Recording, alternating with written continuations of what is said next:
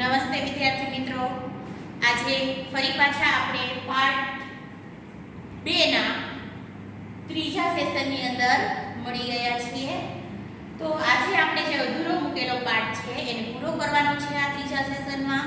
તો શરૂઆતમાં થોડુંક યાદ કરી લઈએ કે પહેલા અને બીજા પાર્ટની અંદર આપણે શું ભણ્યા હતા. તો પહેલા પાર્ટની અંદર આપણે ભણ્યા હતા કે સોનિયાને અત્યંત દાંતનો દુખાવો થતો હતો. એના અંકલ એને ડોક્ટર પાસે લઈ જાય છે. ડોક્ટર બંસી શર્મા એના દાંતની તપાસ કરી અને કહે છે કે તારા દાંતની અંદર પોલાણ છે, કેવિટી છે, અને બીજા દિવસે તારે ઈલાજ માટે આવવાનું છે. બીજા પાર્ટની અંદર આપણે જોયું કે બીજા દિવસે સોનિયા છે એ એકલી ડોક્ટર પાસે જાય છે ઈલાજ કરાવવા માટે. ડોક્ટર વ્હાઇટ સબસ્ટન્સથી એની પોલાણ છે એ ભરી દે છે, એનો ઈલાજ કરે છે. અને તે દિવસે એ છેલ્લી પેશન્ટ હોવાના કારણે ડોક્ટર ફ્રી હતા અને એની સાથે થોડો સમય વાતો કરે છે. એ વાતો કરવામાં એ આપણે શું જોયું તો એક તો આ કેવિટી શા માટે થાય છે, બ્રશ કરવાની યોગ્ય રીત કઈ હોય છે, કેવિટી ન થાય એના માટે આપણે શું કરવું જોઈએ, અને સાથે સાથે આપણે ખૂબ જ અગત્યની બાબત કે આપણા દાંતનું જે કન્સ્ટ્રક્શન છે, બંધારણ છે 3 લેયરનું, એ શું હોય છે, એના નામ કેવા હોય છે, એના વિશે આપણે ભણ્યા. હવે આજે આપણે આગળ દાંતના પ્રકારો અને દાંતના નામ વિશે ભણવાનું છે. જે અગાઉ આપણે પ્રી ટેસ્ટમાં એક વખત ભણી ગયા છીએ. આપણા પાઠમાં પણ એ જ વસ્તુ ડોક્ટર છે એ સોનિયાને સમજાવે છે, એટલા માટે આપણે એ ભણવાનું છે.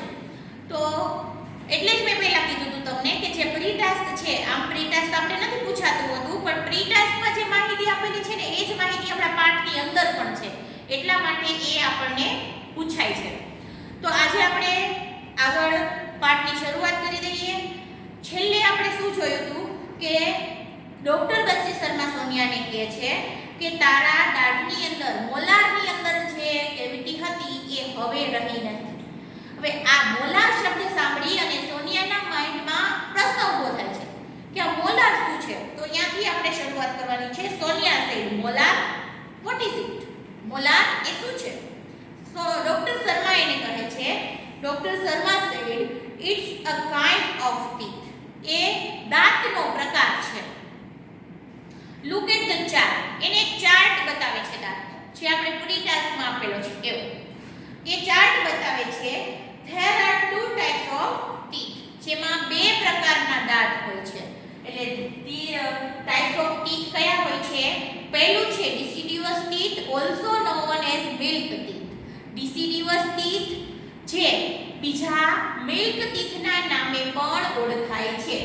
આ deciduous teeth જેનું બીજું નામ છે milk teeth. And permanent teeth, અને બીજું છે permanent teeth. જો આમાં ઘણી વખત ઘણા બધા વિદ્યાર્થીઓ ગોટાળો કરતા હોય છે. તમને પૂછાય કે દાંતના 2 પ્રકાર લખો, કયા કયા પ્રકારના દાંત હોય છે. તો એમાં deciduous અને બધા કેવું લખી નાખે છે કે deciduous teeth અને milk teeth. પણ મિત્રો એ 2 પ્રકાર નથી. 2 પ્રકાર કયા કયા છે? deciduous અને permanent. આ milk teeth શું છે? deciduous teeth નું બીજું નામ છે. એટલે તમે કાં તો deciduous teeth અને permanent teeth લખો, અથવા તો milk teeth અને permanent teeth લખો. આ deciduous teeth અને milk teeth બે સાથે લખશો તો એ તો બે એક જ છે, એટલે તમારો આન્સર ખોટો પડે. એટલા માટે ખાસ ધ્યાન રાખવાનું, જ્યારે 2 પ્રકાર પૂછવામાં આવે ત્યારે આ 2 અથવા તો આ 2 તમારે આન્સરમાં લખવા. હવે deciduous teeth એટલે પ્રાથમિક, જે આપણે દુધિયા દાંત જેને કહીએ છીએ, પહેલા જે શરૂઆતમાં પહેલી વખત આવતા હોય દાંત. તમને બધાને ખબર છે કે આપણે નાના હોય ત્યારે એક વખત દાંત આવે, પછી અમુક સમય પછી થોડાક મોટા થઈ જાય એટલે દાંત પડી જાય, પછી નવા દાંત આવે. આટલી બધાને ખબર છે. તો આ જે પહેલી વખત જે આવતા દાંત છે, જેને આપણે દુધિયા દાંત કહીએ છીએ, એ આ deciduous teeth. અને ત્યાર પછી deciduous teeth પડ્યા પછી જે નવા દાંત આવે છે એને આપણે કહીએ છીએ permanent teeth. deciduous teeth are usually 20 in number and they shed one by one after growth. deciduous teeth છે એ સામાન્ય રીતે કેટલી સંખ્યામાં હોય છે? 20 ની સંખ્યામાં હોય છે. અને shed એટલે પડી જવું, એ one by one, એક પછી એક, after growth એટલે ઉંમર થયા પછી, અમુક ઉંમર થાય તમારી ત્યાર પછી એ એક પછી પણ જોયું હતું કે ડેસિડિયસ ટીથની સંખ્યા શા માટે 20 હોય છે? કારણ કે જે મોલાર્સ છે એ ડેસિડિયસ ટીથની અંદર હોતી નથી, માત્ર પ્રીમોલાર સુધીના જ દાંત હોય છે, જેની સંખ્યા ઉપરના જડબામાં 10 અને નીચેના જડબામાં 10, ટોટલ કેટલી હોય છે? 20 હોય છે. અને એક પછી એક પડી જાય છે. ધેર આફ્ટર, એ પડી ગયા પછી, ત્યાર પછી new permanent teeth come up, પડી જાય પછી થોડા સમય પછી જ ત્યાં નવો પરમેનન્ટ દાંત છે એ ઉગે છે અથવા આવે છે. એટલે કાયમી દાંત જેને કહેવાય કાયમી. શું કામ એને કાયમી કહીએ છીએ? કારણ કે ઈ એક વખત આવે પછી ત્રીજી વખત દાંત આવતો નથી, એટલે કાયમ માટેનો દાંત છે એટલા માટે. તો એ પડી ગયા પછી ત્યાં નવા કાયમી દાંત છે એ આવે છે. They are usually 32 in numbers. એ સામાન્ય રીતે કેટલી સંખ્યામાં હોય છે? 32 ની સંખ્યા હોય છે. પણ મેં તમને જેમ કીધું એમ બધા લોકોને 32 હોતા નથી, ઘણા લોકોને 28 પણ હોય છે. શું કામ? જો મોલાર્સ છે એ બે બાજુ 3 હોય છે, ઉપલા જડબામાં, નીચે પણ 3, ટોટલ 12 હોય. પણ બધાને 12 ન હોય, જેને ડાપણ દાંત જેને આપણે કહીએ છીએ એ ન હોય, એને કેટલી સંખ્યા થાય છે? 28 જ થાય છે. એટલે આજે તમે બધા તમારા કેટલા દાંત છે એની સંખ્યા ગણજો. ડોક્ટર શર્મા છે,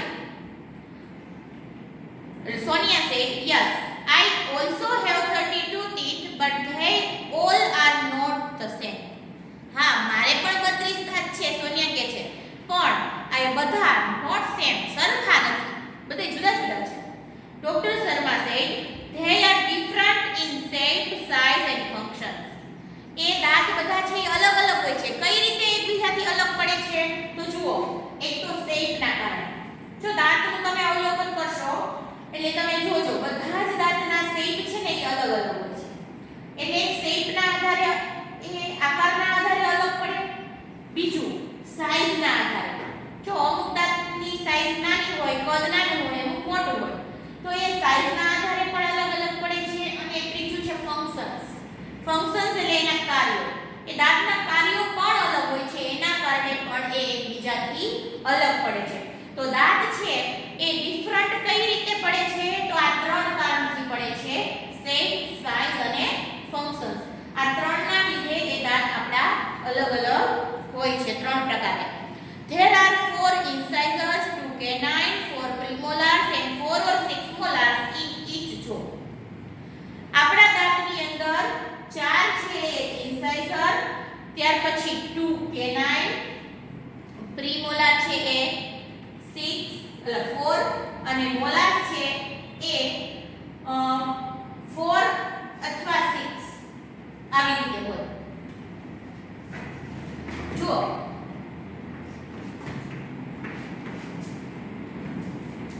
હવે અહીંયા આપણને એમ થાય કે આ કેમ આમ સંખ્યા લેવી, પણ જો વાક્યમાં એક શબ્દનો ઉપયોગ કર્યો છે ઈચ જો. ઈચ જો એટલે દરેક જડબામાં, એટલે એક જડબાની વાત કરી છે. એક જડબામાં 4 ઇન્સાઇઝર હોય છે, 2 કેનાઇન હોય છે, 4 પ્રીમોલાર હોય છે અને 4 અથવા 6 મોલાર હોય છે. આ એક જડબાની વાત છે. આમાં પણ પ્રશ્ન જ્યારે પૂછાતો હોય છે ત્યારે ઘણા બધા વિદ્યાર્થીઓ ગોટાળો કરતા હોય છે. પ્રશ્નમાં તમારે જોવાનું કે તમને ખાલી આપણા કેટલા દાંત હોય છે એમ પૂછ્યું છે કે ઈચ જો શબ્દનો ઉપયોગ કર્યો છે. ઈચ જો એટલે દરેક જડબામાં, એટલે એક જડબાની વાત થાય છે. ઈચ જો શબ્દનો ઉપયોગ કર્યો હોય તો તમારે આ પ્રમાણે સંખ્યા લખવાની હોય, અને જો ઈચ જો શબ્દનો ઉપયોગ ન કર્યો હોય તો તમારે આની ડબલ સંખ્યા લખવાની હોય. એટલે ઇન્સાઇઝર 8 થાય, કેનાઇન 4 થાય, આ 8 અને આ 8 અથવા 12 આવી રીતે લખવાનું થાય. એટલે ખાસ ધ્યાન રાખવાનું સંખ્યા લખતી વખતે કે પ્રશ્નની અંદર કઈ રીતે પૂછેલું છે. Sonia said, can I ask you a few questions about my friend's dental problems? Can I ask? પૂછે છે કે હું તમને પૂછી શકું છું few question એટલે થોડા પ્રશ્નો. about એટલે મારા friends ના dental problem વિશે. એટલે મારા મિત્રોને પણ અમુક દાંતની પ્રોબ્લેમ છે એના વિશે હું તમને પ્રશ્ન પૂછી શકું એવું પૂછે છે. ડોક્ટર શર્મા કહે છે ઓ શ્યોર ડિયર, અરે હા ડિયર, એટલે જરૂરથી પૂછ. ડોક્ટર શર્મા કહે છે, સોનિયા કહે છે પૂજા વન ઓફ માય ક્લાસમેટ. પૂજા છે જે એક મારી ક્લાસમેટ છે, એટલે મારી સાથે ભણે છે, મારા વર્ગમાં સાથે ભણે છે, એ મારી ફ્રેન્ડ છે ક્લાસમેટ. એને slipped of a staircase. Slipped of એટલે લપસીને પડી ગયો, સ્ટેરકેસ એટલે દાદરો કે પગથિયા, દાદરા ઉપરથી એ લપસીને પડી ગઈ હતી. And she has some fractured teeth. અને એને થોડા ફ્રેક્ચર્ડ એટલે બટકી ગયેલા કે તૂટી ગયેલા દાંત છે. What should she do. એને શું કરવું જોઈએ? ડોક્ટર શર્મા એનો જવાબ આપે છે વેલ સારું, she need to consult a dentist. એને કન્સલ્ટ એટલે સલાહ લેવી. જો અહીંયા એડવાઇસ અને કન્સલ્ટ બે અલગ અલગ છે. એડવાઇસ એટલે સલાહ આપવી અને કન્સલ્ટ એટલે કોઈની સલાહ લેવી. એટલે મોટાભાગે ડોક્ટરની આપણે સલાહ લેતા હોઈએ એટલે ત્યારે એડવાઇસ શબ્દ નહીં પણ કન્સલ્ટ શબ્દ વપરાય છે. તો આ ડોક્ટર એને ડેન્ટિસ્ટની દાંતના ડોક્ટરની સલાહ લેવી જોઈએ, કારણ કે દાંતની તપાસ કર્યા વગર ડોક્ટર તમને એમનો ટ્રીટમેન્ટ ન કહી શકે. બધાની પ્રોબ્લેમ્સ અલગ અલગ હોય, એને કઈ રીતે એનો ઈલાજ કરવો હોય એને જોયા પછી ખબર પડે. એટલે એમ કહે છે કે એને પહેલા તો ડેન્ટિસ્ટની મુલાકાત લેવી જોઈએ, એમની સલાહ લેવી જોઈએ. After examine. એક્ઝામિન એટલે તપાસ કરવી, ચકાસણી કરવી. એની તપાસ કર્યા પછી after examining her teeth, the dentist will suggest the restoration of the teeth with light curd composite filling material. એની તપાસણી કર્યા પછી ડોક્ટર ડેન્ટિસ્ટ છે એને સજેસ્ટ એટલે સલાહ આપશે. રિસ્ટોરેશન એટલે રિપેર કરવું અથવા તો એનો ઉપચાર કરવો. કે આ લાઇટ કર્ડ કમ્પોસાઇટ ફિલિંગ મટીરીયલ જે છે, જે સોનિયાની દાંતની અંદર પણ ભરવામાં આવ્યું હતું, એ પદાર્થથી કઈ રીતે એ દાંતને રિપેર કરી શકાય એ એનું સોલ્યુશન છે, એનો ઉપાય છે, એ ડોક્ટરને મળ્યા પછી એ તમને બતાવી શકે છે. Sonia said okay, I have another friend name Dhara. બરાબર છે, મારે એક બીજી ફ્રેન્ડ પણ છે જેનું નામ છે ધારા. She has uneven growth of teeth. એને અનઇવન એટલે આડા અવળા, એક આમ સીધી રેખામાં કે સીધી લાઈનમાં નહીં, આડા અવળા. ગ્રોથ એટલે ઉગવું, અને દાંત છે એ આડાવડા હોઈ ગયા છે, જેને આપણે દેશી ભાષામાં ગમાણિયા દાંત કહીએ. ઘણા બધાને તમારામાંથી પણ હશે કે દાંત છે ને પ્રોપર આમ એક લાઈનમાં ન આડાવડા ત્રાંસા એવી રીતે ઉગેલા હોય. તો એવા આડાવડા દાંત ઉગેલા છે. her teeth are not properly grown. એના દાંત બરાબર જેટલા યોગ્ય કદમાં ઉગવા જોઈએ અને બરાબર લાઈનમાં જેવી રીતે ઉગવા જોઈએ એવી રીતે પણ ઉગેલા નથી. she feels very embarrassed at times. એ આ સમયે આવા દાંત હોવાના કારણે એ embarrassed એટલે શરમ અનુભવે છે.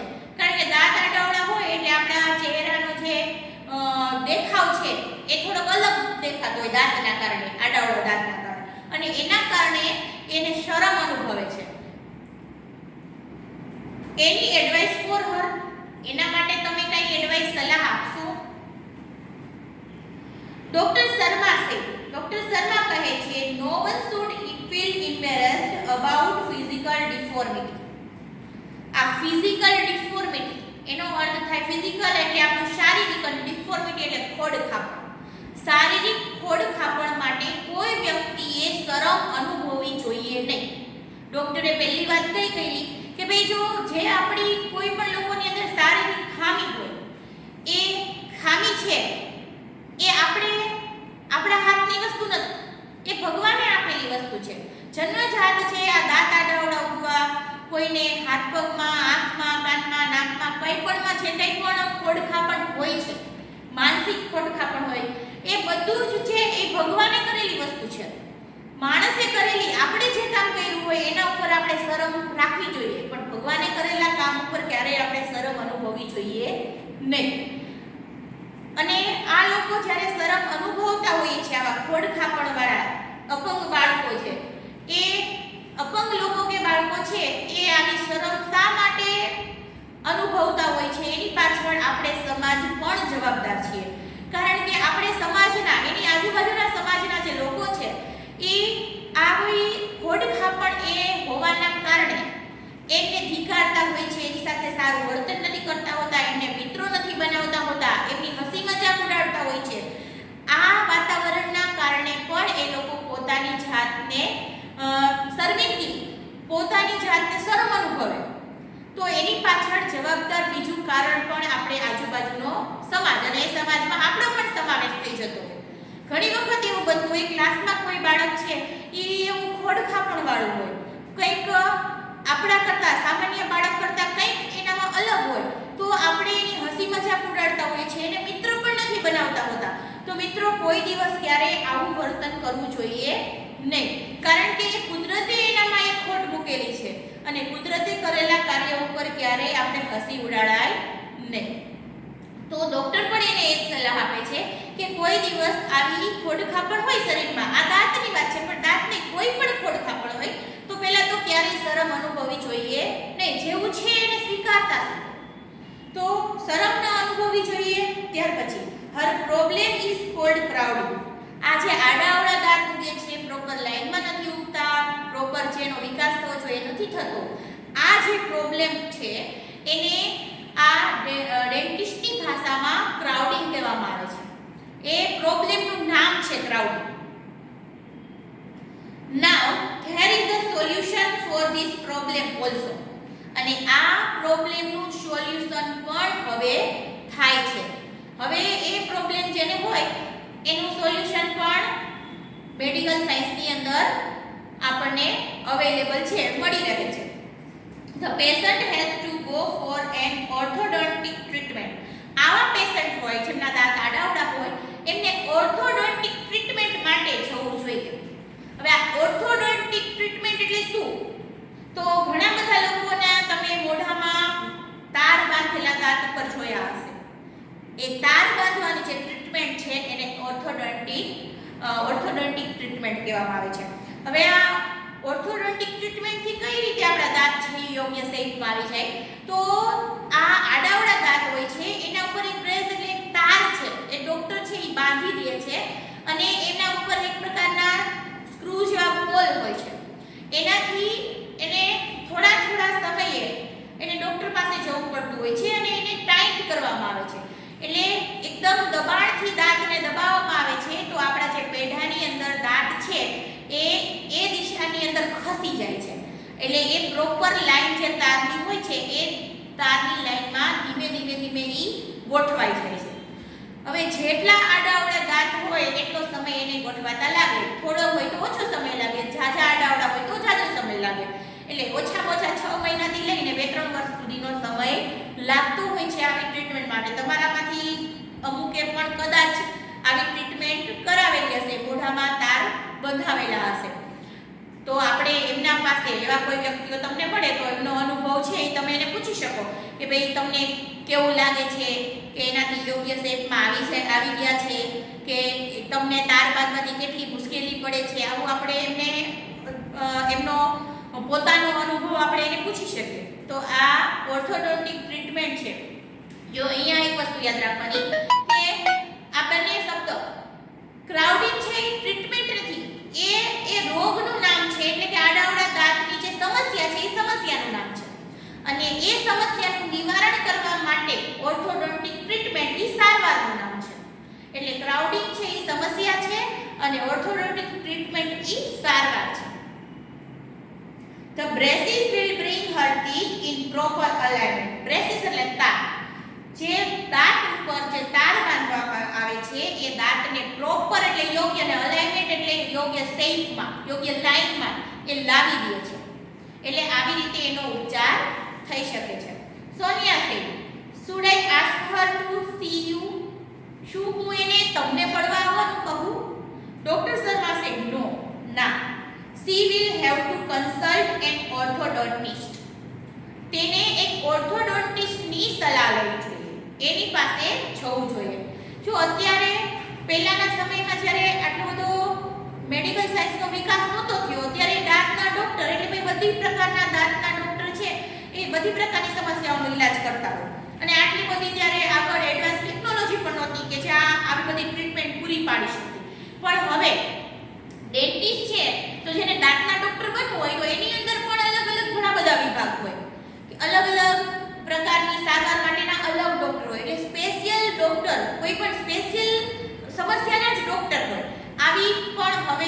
અલગ અલગ ફેકલ્ટીઝ છે એ મેડિકલ સ્ટડીની અંદર આપણને અવેલેબલ છે. એટલે ચોક્કસ કોર્સને લઈ અને ડૉક્ટર એનો અભ્યાસ કરે છે.